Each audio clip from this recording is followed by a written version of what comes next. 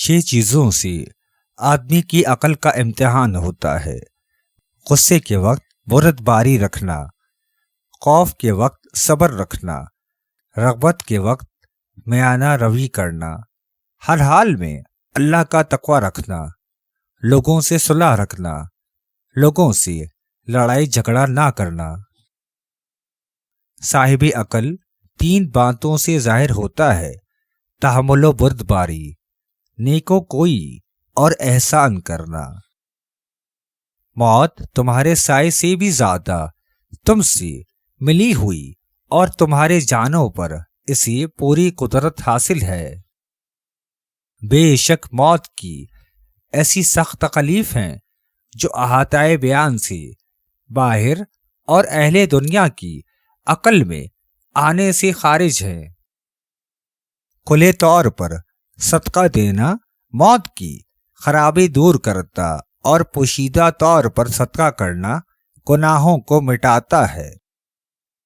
اپنے دلوں کو بغض اور کینے سے پاک کر، کیونکہ یہ ایک ایسا مرض ہے جو وبا کی مثل دور تک پھیل جاتا ہے۔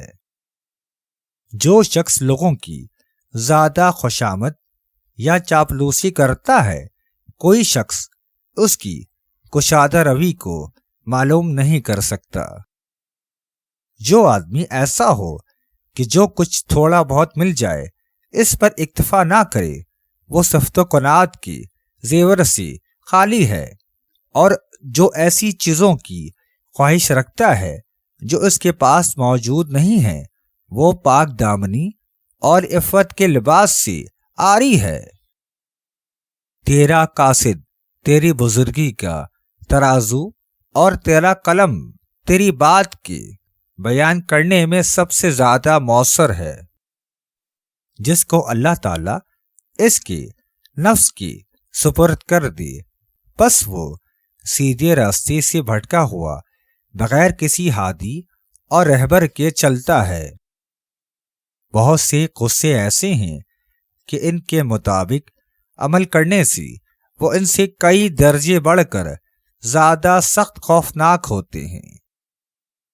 غصے کی حالت اس ذلت کے برابر نہیں ہوتی جو عذر پیش کرنے کے وقت پیش آتی ہے، اور گناہ کی لذت اس سزا سے لگا نہیں کھاتی جو آخرت میں بھگتنی پڑتی ہے۔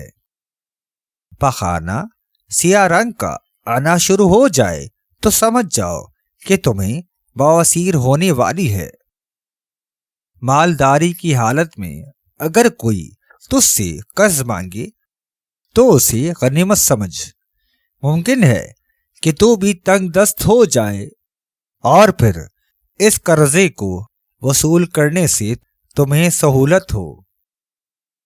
یاد رکھو، بہت سے مال جمع کرنے والے ایسے ہیں جو عنقریب اسے چھوڑ جائیں گے۔ 1 درہم جو کام آئے اس اصرفی سے 100 درجے بہتر ہے جو منہ کے بل گرائے۔